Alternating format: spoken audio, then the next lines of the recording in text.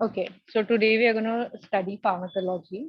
Okay, and we're going to, in pharmacology, we are going to study everything related to the drugs, what kind of drugs, what are they constitute, how they are made, and for different systems, why we choose different drugs and how they suppress the other. Sometimes what happens, some drugs are given to suppress some systems or some other effect of the other drugs. Okay, so why the combinations are being given or how they decide to give a combination, what are the side effects and why those side effects comes with the drugs. So we will go in detail about everything. So today we're just going to go with very simple topic of it. What are the methods? Okay, everyone knows we take drugs majorly from oral. Okay, some are some we inject, some we take through rectal as well. So what are the reason for each and what are the disadvantages of everything? Okay, so these are the three systems through where we administrate the drug. First is eternal, parental, and topical. In enteral, we are giving orally. In orally also we have some subdivisions. Okay, we'll go through that. Your sound may be very low. Okay, is it okay now? Is it okay now?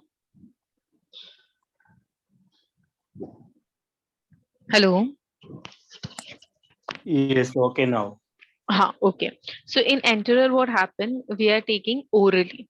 So now in orally, as everyone knows, we just take it the tablets or capsules or everything. But there are 3 to 4 subdivisions to that. First is orally, the normal way that everyone knows. The other is sublingual, where we put the drug just under our tongue. The third is Hello, buccal. sound is not clear. Is it clear now?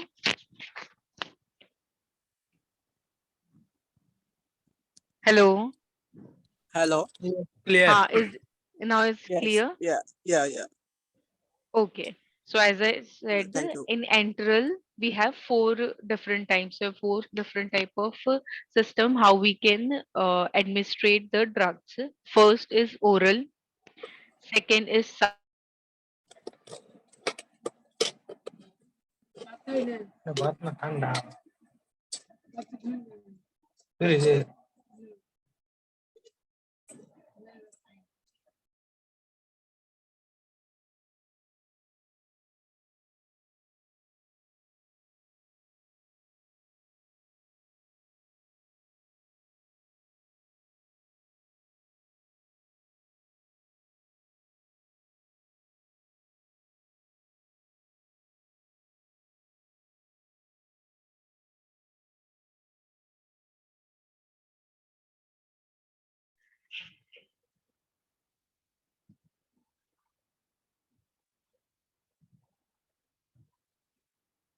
something happened. Okay, the first is oral route. Okay, oral refers to 2 methods. First is applying to the topical to the mouth. First is like we keep some drugs just on our tongue. Few of them while we are having high BP or something, even dizziness, we put some drugs just above or just lingual. Okay, so some of them just to dissolve in the oral region.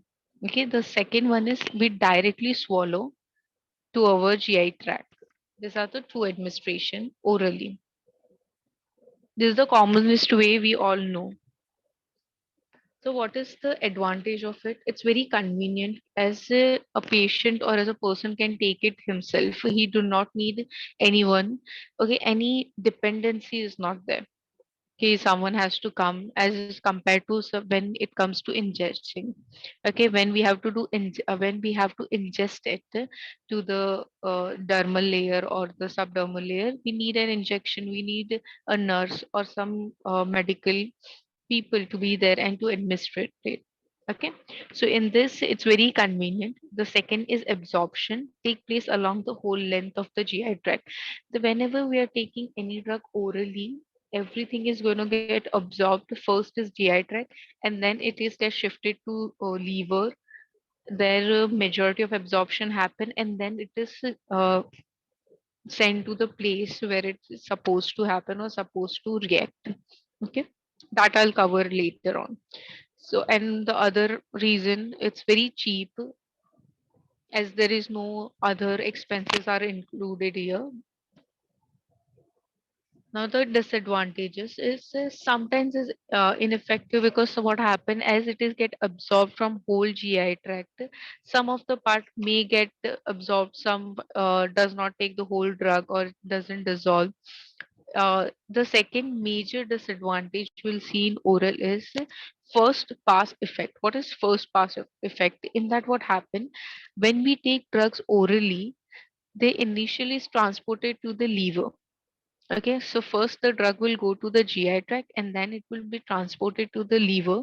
There also a certain part, means out of 125% is absorbed, and only some part of the drug is being administered wherever it is needed.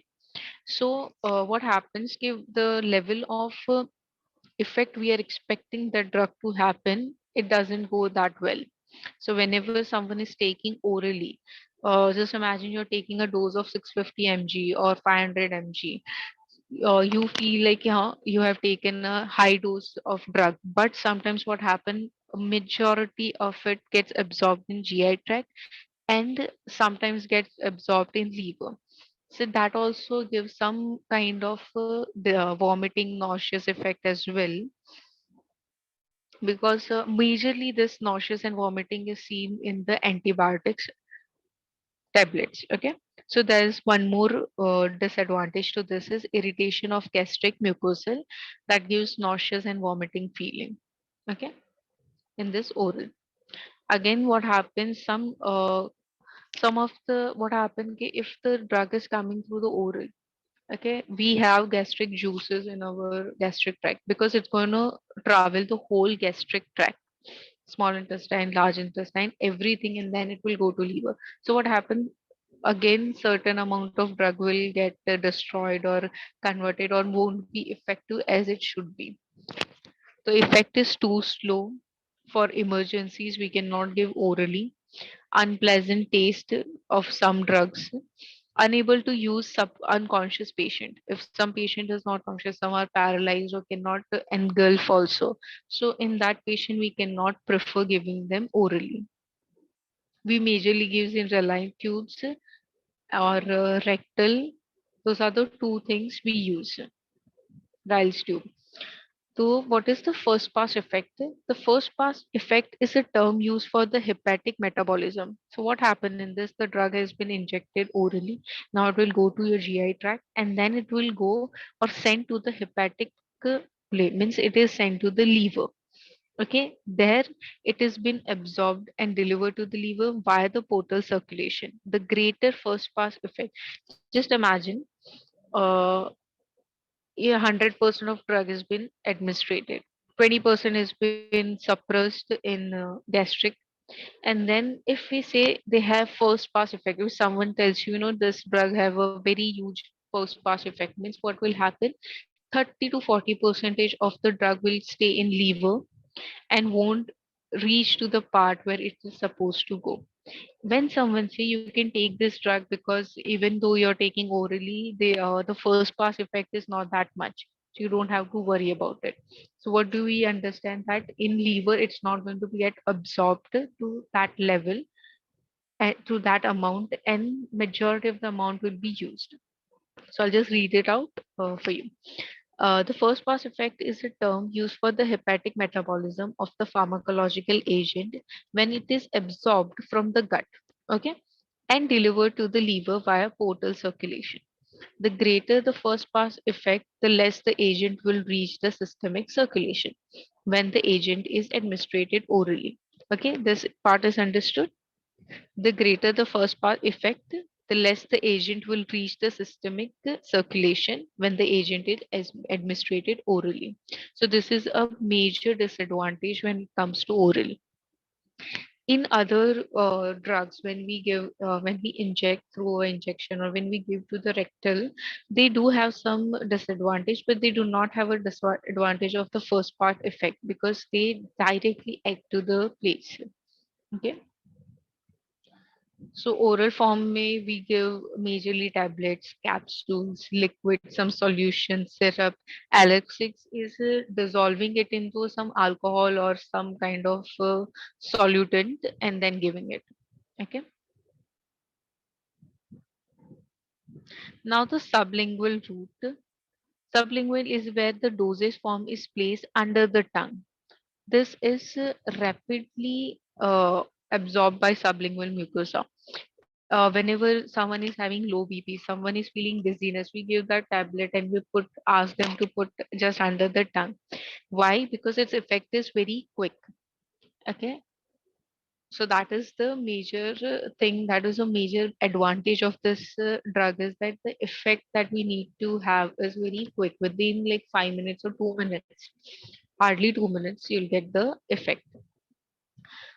Advantage economical, quick termination. First pass is avoided. There is no fear of having any nauseous feeling or vomiting.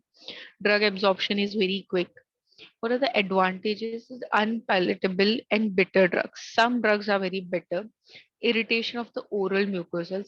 Sometimes what happens, they take it and to some patient we have to give as they are dizzy, they're feeling dizzy or they are not orally, maintaining their health. So what happens? Some drug does not dissolve and it stays there. It might give some kind of infection as well. So that is the disadvantage. Large quantities not given. You just can give small, very small amount like 10 mg or hardly 50 mg you can give to them. Few drugs are absorbed. Okay, sometimes what happens, absorption is also an issue in this. Sometimes they do not put it properly or they engulf it.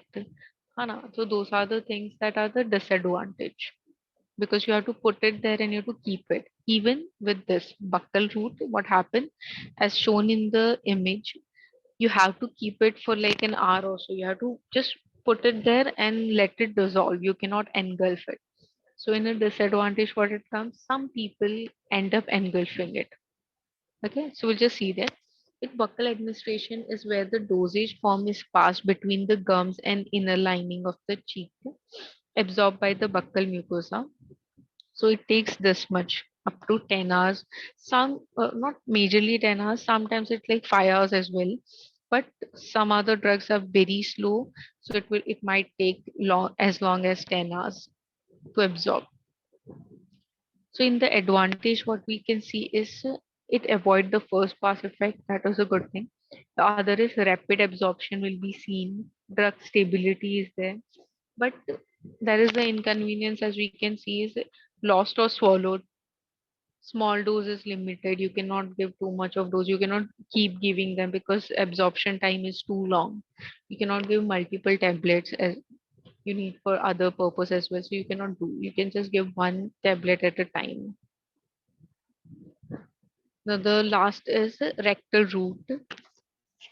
The advantage is used in children majorly because they are not able to swallow, or children having 6 months or very young, they might give some solution, but if it's needed when they are sick or something, if needed, they use this route, the rectal one.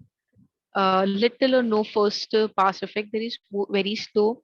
Uh, there is majorly in 90 or more than 90%, there is no first pass effect. Very rare cases if we are giving some antibiotics or some major irritants or any convulsant medicines. In that only sometimes what happen, it has to go with the route of liver. Other than that, it doesn't have to used in vomiting in unconscious patient. If patient is not conscious and you have to administrate something, so we cannot give orally, we cannot put just below his tongue, we cannot put in the gum as well because the patient is subconscious. Won't be a swallowing, so the tablet will stay in the mouth. So what happened in those cases, we give through the rectal route.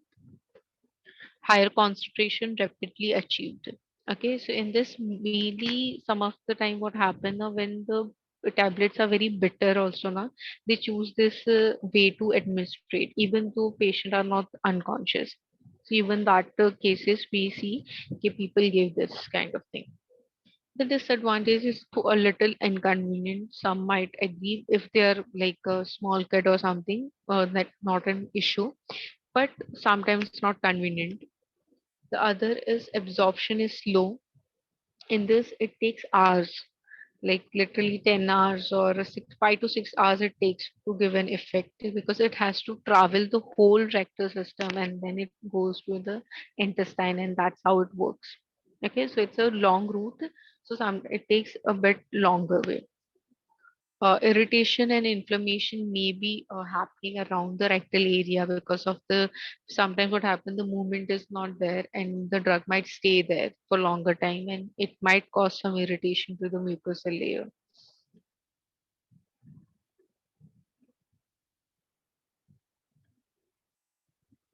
Now this is a today we'll see two system and then we'll see the other system and the disadvantage of it. So the second system is systemic parental thing. In this there are the ways that you're just injecting.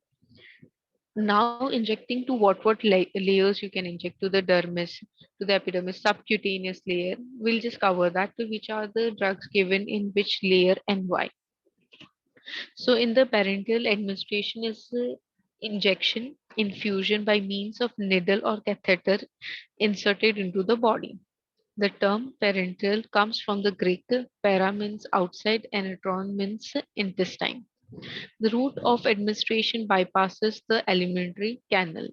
Okay, here the bypass is not the liver but the alimentary canal, the GI tract. So these are the ways you can give. First is intravenous, intramuscular. Within the muscles, we give some of the drugs. Mostly intramuscular we give. Subcutaneous, intraarterial to know the infection or to rule out something. Inflammation, regarding the inflammation, we put the drug intraarterial. Okay, majorly to see some kind of block or to see to find out is there any inflammation happening or infection in the arteries. We take this. The other is intra rectal and intradermal. These are the layers of our skin. So as you can see, intramuscular is the last muscle with vein. Subcutaneous is the third layer. The first is we have epidermis, then we have dermis, subcutaneous and muscle. So this intravenously, everyone knows that we give in direct to vein. Some dope test or something we have to do, Doppler test or something. In that we use this intravenous.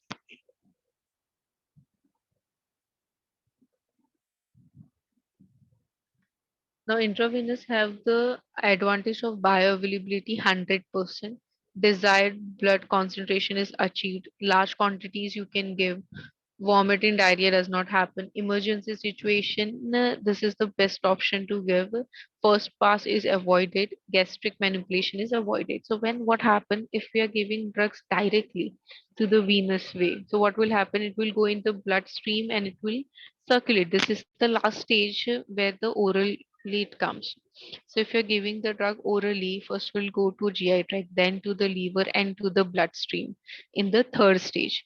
Now we are cutting the first two things and directly giving the drugs, injecting the drug into the veins. So it avoid what first pass is avoided, even the gastric manipulation is avoided. So it's very easy and convenient. And emergency situation, this is the best option. The disadvantage is sometimes what happens ki we cannot, some people cannot find the veins, or that is a situation while injecting too many times you can have infection over there. So there might be some kind of irritation or cellulitis, thrombophlebitis. Sometimes what happens, they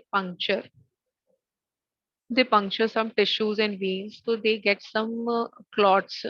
You can see some clot kind of thing or every time, even though sometimes what happened while doing the blood donation majorly. So they take it intravenously. Na? So this thrombophlebitis is majorly seen over there. What happened? The blood blockage into the veins is known as thrombophlebitis. So it stays for majorly 72 hours or somewhere, and it goes away. Repeated injection not always feasible. It's difficult in some patient if the patient is obese, if the patient is very lean, or in old age patient the skin is very saggy. So in those patients, to know or to find the vein is quite difficult. It's less safe because it might end up puncturing some nerves or as well if someone who is doing is not experienced enough. Danger of having infection. It's quite expensive as well, less convenient and painful.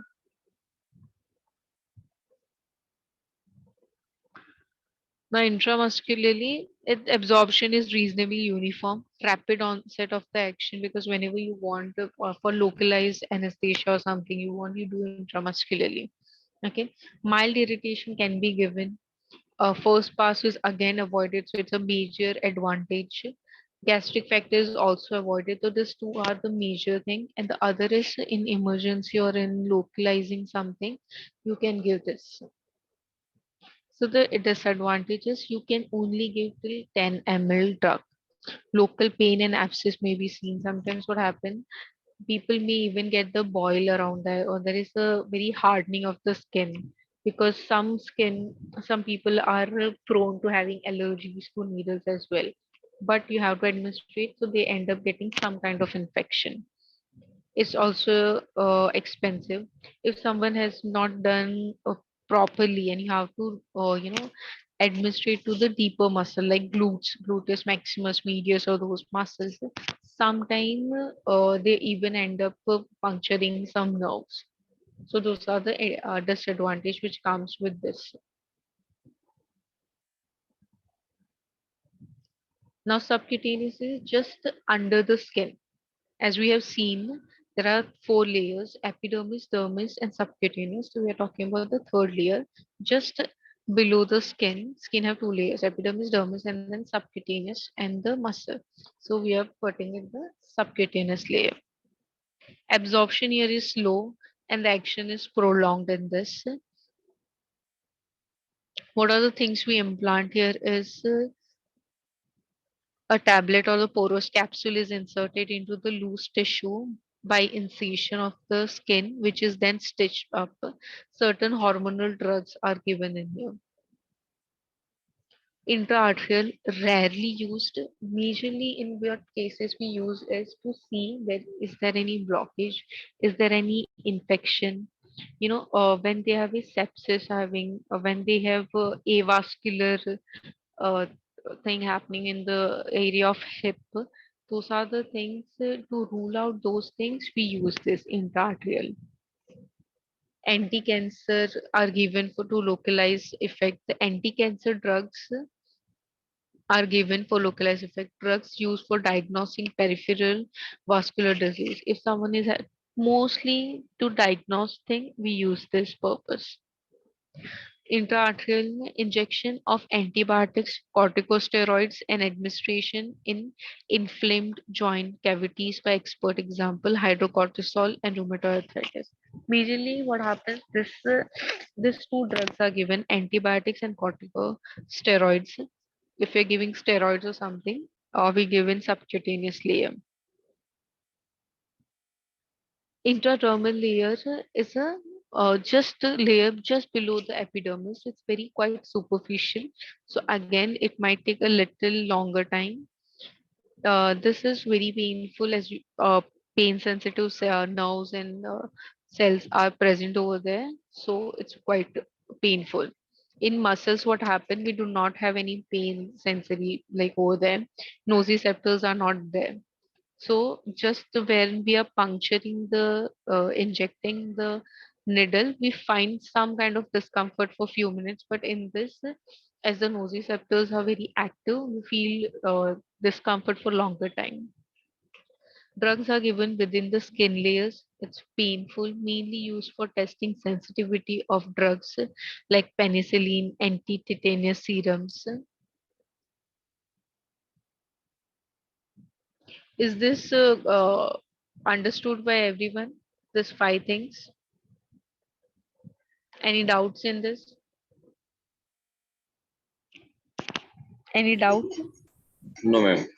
Okay, so next time we'll continue with the two other ways, and then I'll start with the normal drugs. Bioavailability or other topic will start. This is a small topic, but you just have to remember. You have to remember what are the ways we are giving, because this is the initial. We are just giving the way. We just know the ways. Then we'll understand which drugs will be given in which way. So you should know what is intravenous, what is subcutaneous, what is intra-arterial. Okay, those are the things should be very much clear with you all. So while I'm explaining, you just go through the slide. I'll share this slide with you all. Within 5 minutes, I'll give the Sahid and he'll share with you. Okay. Okay, ma'am. Okay. On Monday, we have a lecture, right? From next week, I think so. We're gonna have lecture on Monday, Tuesday, and Wednesday. Okay. So if whenever we'll miss some lectures, we'll just can convert it, or we can just continue with Thursday or Saturday. But majorly we'll have a lecture on Monday, Tuesday, and Wednesday. Okay.